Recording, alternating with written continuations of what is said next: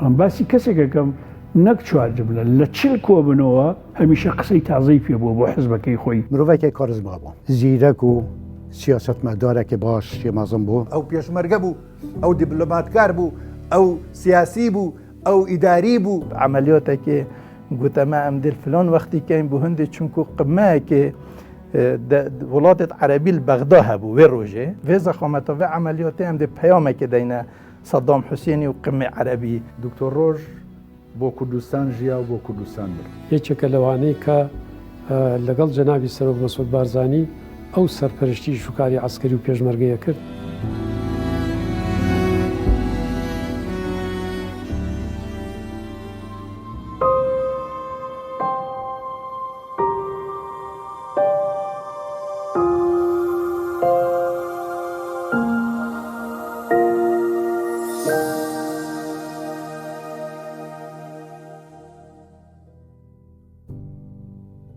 پیاوێک وەکو ڕۆژ ڕووی خۆش و گەرمی لە هەموو کەسێک و لە هەموو شوێنێک بوو.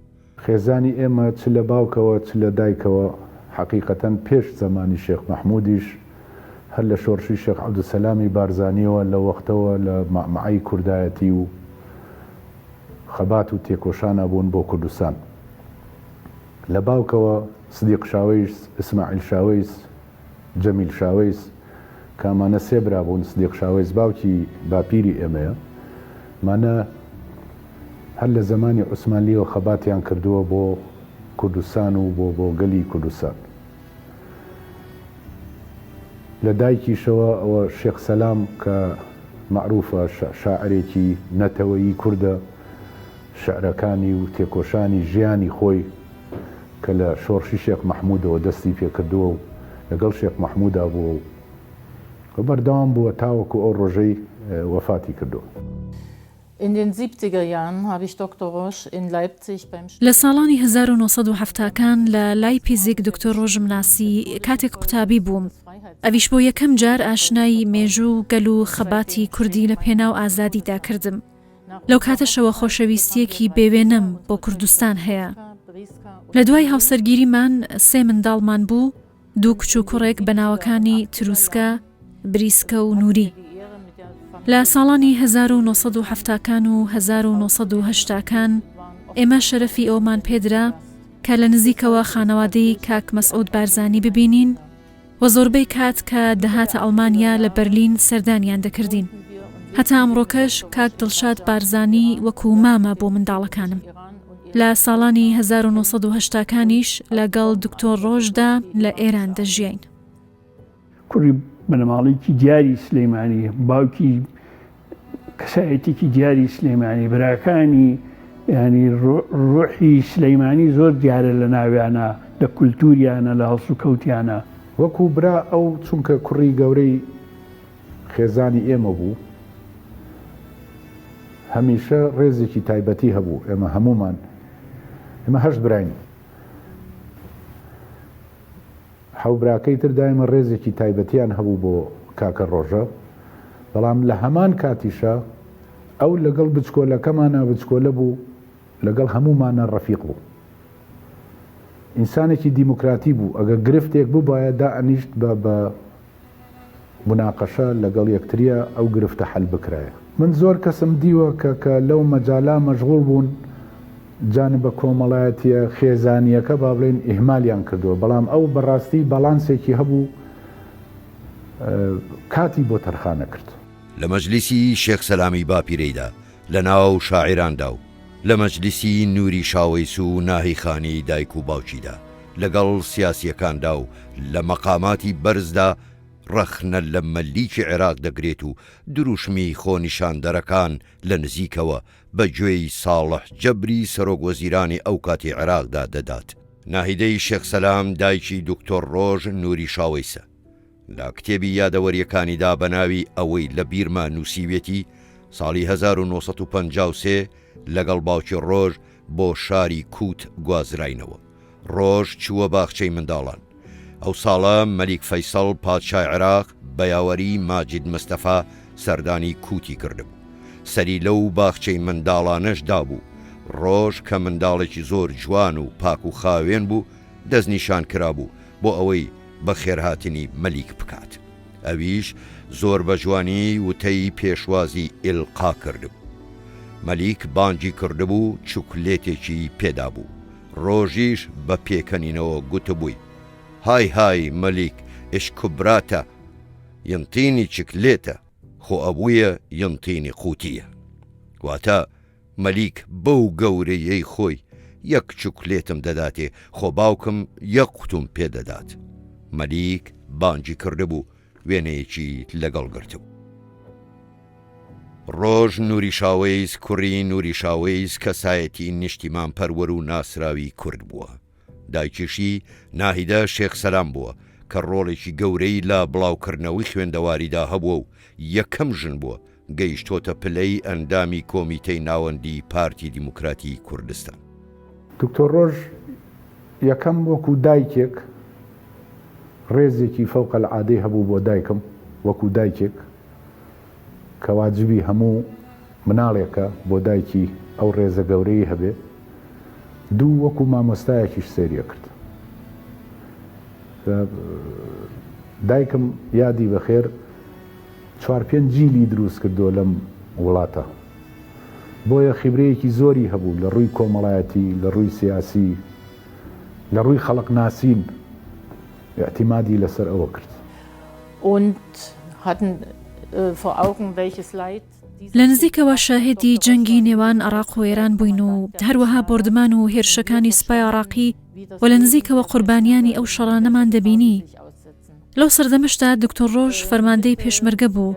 ئەو کات بە چاوی خۆم بینیم کە ژیانی پێشمەرگایەتی چییە و ڕوبەڕۆی چه مەترسی و نەهامەتیەک دەبنەوە.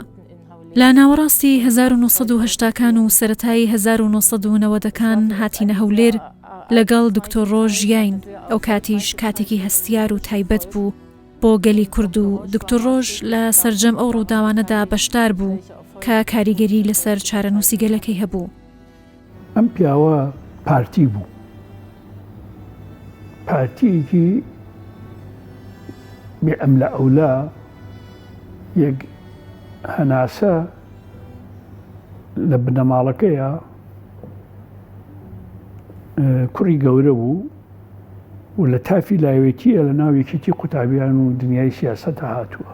ئەو ژینگەی کە ئەوی تێدا گەورە بوو ژینگەیەک بوو کە پڕ بوو لە سیاسات، پڕ بوو لە کوردایەتی و وای کردبوو ئەویش وەکو کەسێکی هەڵکەوتوو لە بواری سیاسیدا ڕێچکەی ئەو ژینگەی خۆی بگرێت و لە پارتایەتی و لە ڕێبازی بارزانیدا ئەوەندە شارەزایی پەیدا کردبوو کە پێویستی زۆر بە بیرکردنەوە نەبوو لە کاتی بڕیاردانی لە بابەتی شتەکاندا. پیاوێکی کەڵەگەت و خوددان جەستەیەکی وەرزشی پتە و قسە خۆش و دەم بە پێکەنین لە قسەکردن و لە دەربڕینی بۆچوونەکانی ڕازگۆ و ڕاشکاوانە و بێت توێکڵ قسەی خۆی دەکرد. لە پێناو مافی میلەتەکەیدا قسەی لە ناحەزانی کوردستان نەدەخواردەوە. وەڵامی توندوو حازر بەدەستی بۆ نەیاران و قسەی منطقی و ڕاست و دروستی بۆ دۆستان هەبوو. دکتۆر ڕۆژ کەسێکی فعلەن ڕاشکاو و کەسێک بوو کە ئەوەی دەیویست بێڵێت دەیگوت. هەندێک جار تەسەوریان دەکرد کە دەبێت هەندێک شتەیە بیشارێتەوە یان هەندێک شتەیە وەکو ئەوەی کە هەیە وا بە ڕاشکاوینەیە، بەڵام ئەو دەیگووا باشترەکەەوەی کە هەیە من بێڵێم بۆی کە بەرامبەر تێ بگات کە من ئەوەی کە دەیزانم و لە فکرمدایە بە ئەو دەیڵێم ئەوە ڕاستگۆی ترە لەوەی کە بێم شتێک نیشان بدەم، بەڵام لە ناوەڕۆکدا من باوەڕم بە شتێکی تر هەبێت. جارێ بە تایبەتی دوای ڕۆژی ڕێفراندۆم ڕۆژانی پێش ڕێفراندۆم لە کۆبوونەوەیەکی زۆرا بوو بە شەو ڕۆژ ئیشیە کرد لەگەڵ برادرانە لە کۆبوونەوە و لە ئینابوو زۆر هیلاک بوو، زۆر هەوڵی ئەیە بەس بە دڵێکی زۆر خۆشەوە. شەوی ڕێفراندۆم بە هەمومانیوە دەبێ بەیانی زوو حازر بین بڕۆین بۆ دەنگان، بۆ سەرسنووقی دەنگان، هەموو جلی کوردی لەبەرکەن. قسەی خۆش و پند و لە نوکتە یەک لەو کەسانە بوو کە زۆر جار لە ناو دانیشتەکانیشدا هەوڵیدا کە جەوێک دروستکە کە مەلەل دروست نەبێت. لە گەنجێتیدا وەرزشوانێکی بەجەرگ و پارتیەکی بوێر و چاپوکی سلەیمانی سەردەمی زەعیم سەدیق. زۆر نابات قوتابیەکی زانکۆی زیرەک لە مووسڵ و ئینجا خەباتی سیاسی لە هەندەران. هەندێک لە هیوایەتەکانی دکتۆر ڕۆژ ڕاضیەکی ناسرا و چ لە سلێمانی و چ لە مووسڵ یاریە کرد لە فوتبۆڵ گۆڵچی منتەخەبی سلێمانی بوو لەگەڵ نادی سلێمانی پاشان گۆڵچی جامیعەی مووسڵ بوو لە کولەی هەندەسە بەسەر کەوتوی کولەی هەندەسەی تاو کرد ڕەفیق و دۆستیشی لەو مەجالا زۆر بوو یعنی ئینسانێک بوو بە حکمی ڕاضە و بە حکمی سیاسەتەکەی کە ئی کرد ڕەفیق و دۆست و لە ڕووی کۆمەڵایەتیەوە ئینسانێکی کۆمەڵایەتی بوو.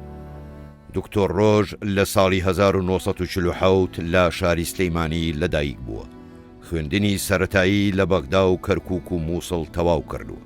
بۆ خوێندنی ئامادەییش گەڕاوەتەوە سلەیمانی. ساڵی 1966 چۆتە بەشی ئەندازیاری کارەبایی زانکۆی مووسڵ. کاکە ڕۆژە یەکێک بۆ لەو کەسانە کە لە تافی لاوێتی و گەنجێتی تا داخلی سیاست بووە بە حکمی ئەو خێزانەی تیا گەورە بوو. ساڵی 61 کە شۆڕشی ئەیلول دەستی پێکرد لەو ئەجواء کە باوک و دایک لە ناو سیاسەتا مەشغوڵن و لە تەنزیمان و ئەمانە دیارە دکتۆر ڕۆژیش ئەخزێتە ناو مەعمەعەی سیاسی و پەیوەندی ئەکا بە یەکێتی قوتابیانی کوردستان و پاشان بۆ خوێندنی باڵا چۆتە ئەڵمانیا و دکتۆرای لە ئەندازیاری کارەبایی بەدەستێناوە. دواتریش هەر لە ئەوروپا بۆتە نوێنەری قوتابیانی کورد. مؤتمرك هاتا جريدان برلين مؤتمر خوندكارية كرد الأوروبا أمل هولندا چونا بريا أس عندما كي مؤتمر بوم دكتور روجي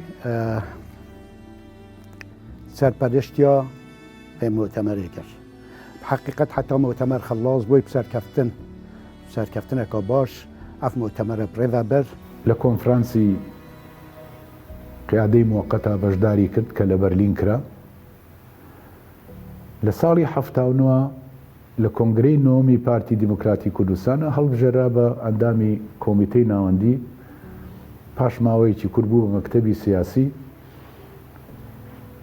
لەو وەختەوە وەکو خەباتێکی نوێی پێشمەرگایەتی دەست پێ کرد. دواتر لە پێشی پێشەوە پێشمەرگە و یەک لە فەرماندە دیارەکانی شۆڕشی گوڵان و لە ساڵی 1986ەوە وەکو فەرماندەی پێشمەرگەکانی لەشکری شۆڕژگێڕی کوردستان لە بادینان بووە. دکتۆر ڕۆژ گەلێک پێشمەرگە دیارخونەینان بوو لەقایەک گوتە من ئەمە حیمایەتە پێشمەرگە دیالتە ئەو هەمە بوومە بەسن ئەنی هەندێ سادا و ئەو بوو يعني چی جراوه ساق و حساب نکرد که بتالونه که دیار خوب بینیتن آن مجموعه که مازن دیار خوب بینیتن دوره دکتر روجی دوره که اساس بود چون که حتی ام سرکفتیه جهه عملیات اول پیشیامه بود يعني همه عملیات نتیره که ام بچینه پیشی آن پیشمرگه بچینه پیشی گله جرم مگازنده لید کردن سروی رفتارهایی مگازنده لید کردن من گوته ام حس کن هکر بو ناحیه شهید بینه ام حس کنم شهید نبیم بلا تو شهید ببین بله هکر تو شهید بو او عملیات هم یه فاشل بو یکیش ما شهید ببین عملیات ده هر کردن راستی با جه سرنج بو مهمیای وقتی و که اندامه که مکتب سیاسی و مسئول ای که همید و بهدینان و بخوجی وقتی که چالاک یک تا تکرن خو قید بیجن نکوش دیر و قیادا چالاکیت که همی بون عملیات مازنتی وقتی هات نکرن دکتر روش بری همی پیشمرگی بود. لدوای 75 که ام لو بدواوا ابي بسر كردا ودوايش ابي بمكتب سياسي دواي ابي بفرمانده عسكري لناوچه بعدينان تحملشی زۆر بووە لە ناوچەی بادینان ئەرکەکەی وا بووە بە بەردەوامی لەو ڕۆژەژارە شەختە لە بادینان بێت. ڕۆژێ ڕایاوی ئەو بوو و زینە زەفرینەوە بوو نیک جەنۆبی سەرۆکی عملیاتەکە دژی بکەین. کەسێ بەری دکتۆر ڕۆژی پێخۆ نەهاوێتە ناف سنوورێ سەربازگەها فەوجا کانی ماسێدا. یعنی کەسێکی زۆر ئازا و زور چافنترس و بومه پوجی جه سرسرمانه بو يعني بومه پوجی جه سرنج بو يعني اندام مکتب سیاسی و مسئول همین منطقه بهدینا بیشوی يعني اوه بخو مرالك مازن وكيد بجن معنوياتك مازن بو پێشمەرگێت ماچێکرد بۆ هەمی هێزت ماچێکرد دەڤەرە بەهدێنان ئەو میلەتە حەقی ژیانی هەیە ئەو میلەتە حەقی پێشکەوتنی هەیە ئەو میلەتە حەقی سەرکەوتنی هەیە کە ڕۆڵەی ئازا و نەبەردی و کوێوەیە ئێمڕۆ ئیشێکی گەورەمان بەدەستە ئیشێکمان بەدەستە زیاتر زەربە لە دوژمن بدەین زیاتر ترس بخێنە دڵی دوژمنەوە بە تایبەتی ترس بخێنە دڵی ئەو خۆفرۆشانەی خۆیان و میلەتی خۆیانیان فرۆشتووە بوونەتە داردەستی نظامی فاشی عێراق لە ساڵی 1970 وەکو فەرماندەیەکی کارە بەشداری داستانی خوا کورچی کردووە کە سەرۆک بارزانی سەرپەرشتیاری داستانەکەی دەکرد. جەنابی سەرۆک خۆی سەرپەرشتی جەبهەکەیە کرد مەکتەبی سیاسی زۆربەیان لێوێ بوون بە تایبەتی برای گەورەم جەنابی کاک دکتۆر ڕۆژ کە ئەو سەرپەرشتی عسکەری جەبهەکەیە کرد نەک تەنها ئەوەندەی لەو شوێنەی کە مسەیتر بوون لەسەر جەبهەکە سەرپەرشتیانە کرد بەڵکو چەند جارێک بۆ خۆی هات داخلی جەبهەکان بوو و لە نزیکە و پێشمەرگەی بینی و پێشمەرگە بەو هاتنەی دکتۆر ڕۆژ بەو مقاومەی کە هەموو مەسئولەکانی پارتی لە لەقەکان لە جەبهەکە بوون زۆر معنوێتیان بەرز ئەبووەوە زۆر بەتوانە بە هیمەتێکی باش دیفاعیانە کرد دکتۆر ڕۆژ خۆی یەکێک بوو لەو کەسانەی کە سەرپەرشتی ئیش و کاری عسکەریە کرد نەک تەنها لە شەڕی خواکوورک هەر لە مەکتەبی سیاسی یەکێکە لەوانەی کە لەگەڵ جەنابی سەرۆک مەسعود بارزانی ئەو سەرپەرشتی ئیش و کاری عسکەری و پێشمەرگەیە کرد هەمی پێشمەرگایەکی حەز کرد کوت توحدا حمایە دکتۆر ڕۆژی دابن چونکو دکتۆر ڕۆژی ئەو پێشمەرگێت کوت گەلبێت حمایەتێدا حساب ناکەن حمایەتەوەی حساب ناکەن حراسەتی حساب کردن هەڤڵێتوێت پێک و هەڤڵێتیان البەر هەندێژی وەختێ ڕۆحیەتەوەی ئەڤە بیتن وەختێ تەسەڵفاتێتی دیار پێشمەرگای ڤیڕەنگی بن چ جۆرە پێشمەرگێت حمایەتە ڕۆژی مخالەفە و سەرپێچی و تشتێت خەلەت ناتکردن پشتی ڤەگەریۆنە دکتۆر ڕۆژیژی یعنی ئەو شێوازێش کارکردنەی دکتۆر ڕۆژی قیادەکردنەوە دکتۆر ڕۆژی سەر قوەتێت پێشمەرگەی بوومەژی ماوە گوتی ئەم دێ vê emeliyatê li vêrê vê zexameta vê emeliyatê em dê peyamekê deyne Saddam Hüseyinî û Qimê Erebî yê ku dê te encamdan roja dîtiriyan filan rojê mesela. دکتۆر ڕۆژ نووری شاوەیز لە هەڵبژاردننی ساڵی 1992 سەرۆکی لیستی پارتی بووە. لە کابینەی یەکەمی حکوومەتی هەرێمدا جێگری سەرۆکوەزیران بووە. سەرۆکی کابینەی سێیەمی حکوومەتی هەرێمی کوردستان بوو. ساڵی 1999 تا 2004 بۆتە سەرۆکی پەرلەمانی کوردستان. کاک دکتۆر ڕۆژ زۆر هەوڵی ئەدا هەموو ئیشەکانی کە لەگەڵ دکتۆر فواد معسووم وەکو سەرۆکی پەرلەمان وەکو سەرۆکی حکوومەت هەوڵێدا ئەو هەموو ئیشەکانی ڕۆژانە و ئیشەکانی کە پەیوەندیەیە بە مەسائلی دەرکردنی یاساکان و بڕیاردان و ئەوانە زۆر بەهێمنی و زۆر بە تەبایی پێکەوە هینی کرد. کابینەی یەک و کابینەی دوومان بەو شێوەیە بەڕێکرد بەڵام کۆمەڵێک یاسا دەرچوون کۆمەڵێک هین دەرچوون ینی لە بەرژەوەندی باڵای گەلی کوردستان بوون یەکێک لەو یاساین بڕیارانە یان بڵێن ڕاگەیاندنی فدرالیەت بوو. لە دوای 2003شەوە چەندین پۆستی وەزارەت و ئەرکی باڵای لە بەغدا وەرگرتووە. لە هەموو وێزگەکاندا ئەو ڕۆژێک بووە دەوروبەری خۆی ڕووناک دەکردەوە.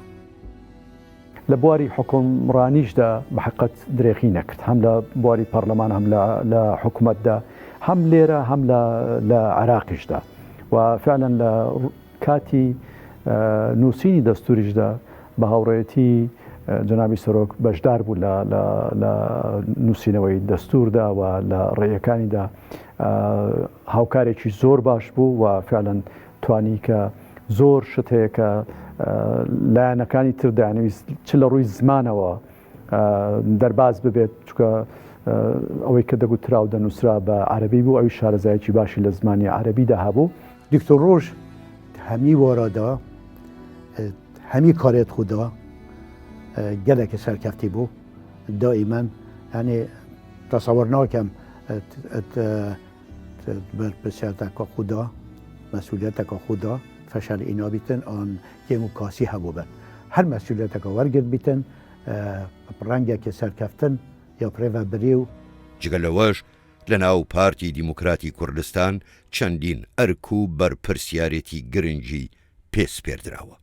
لە ئاخر کۆبوونەوەی کە لە پارتی لەگەڵ لایەنەکانی تر ئەنجامیدا لە شاری جوان لە سلێمانی بەداخەوە ئەو ڕۆژە ڕۆژی ناخۆش بوو لە سەرەتادا بە حقت لایەنێک لەگەڵ ئێمە هاوڕا بوو کە نابێت کۆتایی بە کۆبوونەوەکان بێنین لەبەر ئەوەی کە کۆتایی هێنان بە کۆبوونەوەکە ناومێدیەک لە کوردستان دروست دەکات. بەڵام بەداخەوە دووسێ لایەنی دیکە ئیسراریان دەکرد کە دەبێت بڵین کۆبوونەوەکان کۆتاییان هاتووە و سەرکەوتوونە بۆ کۆبوونەوەکان. لەوێدا بوو قسەیەکی زۆر جوانی کردووە برادرانی دیکەش ئەو قسەیانەوە کرد گوتی بابە ئەوەی کە ئێوە دەتانەوێت بە گفتوگۆ لەگەڵ ئێمە دەستان کەوێت دڵنیا بن بە گرژی و بە شەڕ لەگەڵ ئێمە دەستان ناکەوێت. خاصڵەتێکی تری ئەم پیاوە ئەمەوە قسەی لەسەر بکەم ئەویش ئەوەیە ئەم ئینتیمایی بۆ پارتی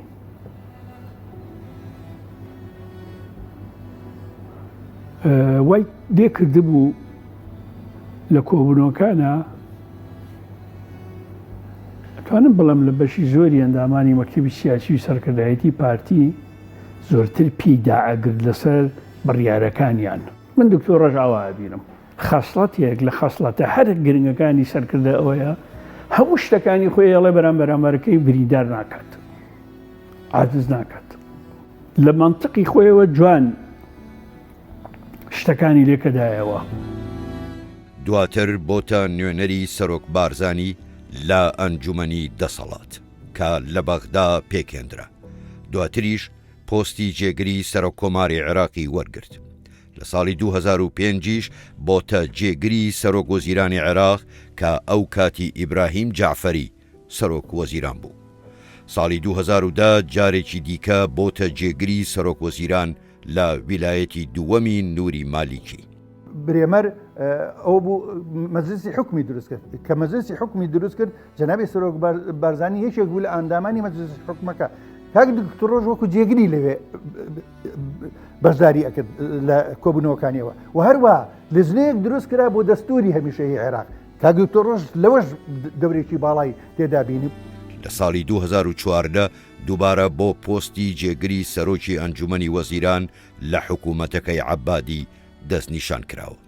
باوەڕی بە قسەکانی هەندێک لە دەسەڵاتدارانی ئێستای بەغدا بوو. دەیگو شتێک دەڵێن بەڵام شتێکی تر دەکەن و ئەم دوو با بڵێن دوو ڕووی بە حقیقەت کە لە ئەواندا هەیە زیاتر پرۆسەی سیاسی و لە تێگەیشتنەکان معقدتر دەکەن. شەڕێ داعشێ گرۆڤا vê çendê meselên ya vê dimahiyek ku çêbûy Dr. Roj rexmen ser hemî wan mesuliyetê ku hey hat wekû kesekî fermandeyekî mihwerekî kar kir û tesîra wî wî mihwerê jî ya berçav bû û bi heqîqet jî yani kesekî wesa bû doktor her cihekî hebo pêşmergey hest hêzekê معنەویاتێکی مڕالێکی تایبەت کرد. لە لای پێشمەرگەکان دوختۆر ڕۆژ و لە بەغدا و لە کاتی دانوستاندا پیاوە سەعبەکەی کوردستان و یەکلاکەرەوەی قسەی ناو کۆبوونەوەکان بوو. جێی متمانە و هاوڕێی نزیکی سەرۆک مەسعود بارزانی بوو. دکتۆر ڕۆژ هەروەکو هەواڵێکی نزیک وەکو ڕەفیقی جەنابی سەرۆک بووە لە تەمەنی منداڵیەوە و زۆر زکرایەتیان پێکەوە هەبووە لەسەر هەندێک شت و جگە لەوەش بە عەمەلی لە چەندین دەیان ساڵە کە لە ناو سەرکردایەتی پارتی دیموکراتی کوردستان پێشتر کرد لە ئێچتی قوتابیان تەواوی فکر و توانایەکانی ئەوان دکتۆر ڕۆژ لە چوارچێوەیەکدا پەروەردە بوو گەشەی کرد کە چوارچێوەکە پڕ بوو لەو فەزایی کە پارتی و ڕێبازی بارزانی تێدا هەبووە. حقیقت لە مواقفی قورد زۆر بوون بەڵام ئەو ئینسانێک بوو حلولی هەبوو لە مەسائلی عسکەریا ورەی زۆر بەرز بوو مدەبرێکی باش بوو لەو پەڕی شکستەوە هەڵیە جێڕایە بۆ ئەو پەڕی سەرکەوتن. دکتۆر ڕۆژی وەک مرۆڤێکی کارزما بوو مرۆڤێکی بوێر و زیرک و سیاستمدارێکی باش شێمازم بوو هەمی وەرەدا سیاستمەدار بوو ئەو پێشمەرگە بوو ئەو دیبلۆماتکار بوو ئەو سیاسی بوو ئەو ئیداری بوو ئەو کۆمەڵایەتی بوو یعنی لە هەموو ڕوویەکە.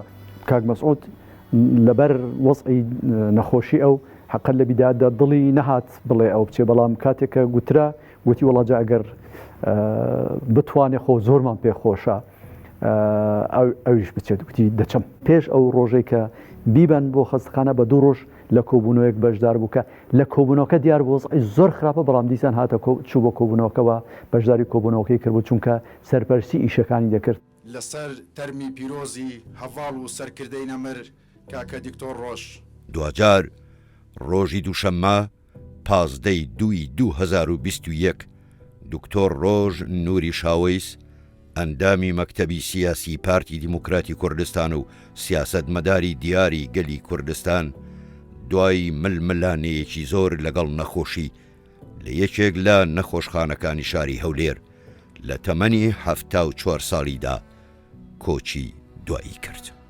بە ناوی خۆی گەورە و مێرەبان ڕۆژێکی زۆر خەمناکە بوو من و بوو هەموو هەواڵانی کاکە ڕۆژ لە دەستدانی برایەک و هەواڵێکی عەزیزی وەکو کاکە ڕۆژ ئاسان نییە. لە ساڵی 1958ەوە من و کاک ڕۆژ وەکو 2 برا پێکەوە بووین لە قوتابخانە و تا ئێمڕۆ بۆ یەک لەحزەش لێک دوور نەکەوتینەوە. جێگەی پەنجەی کاک ڕۆژ لە هەموو قۆناغا سەختەکانی خەباتی گەلەکەماندا دیارە. ڕۆڵەیەکی ئازا و بە وەفا بوو گەلی خۆی بوو پارتەکەی و درێژە پێدەری ڕێگەی باوکی و دایکی بوو و من دڵنیام کە هەواڵانی کاکە ڕۆژ درێژە پێدەری ئەو ڕێبازە دەبن و خەبات دەکەن لە پێناوی ئەو ئامانجەی کە کاکە ڕۆژ و زارەها تێکوشەری تر و قارەمانی تر سەریان لە پێناوی دانا.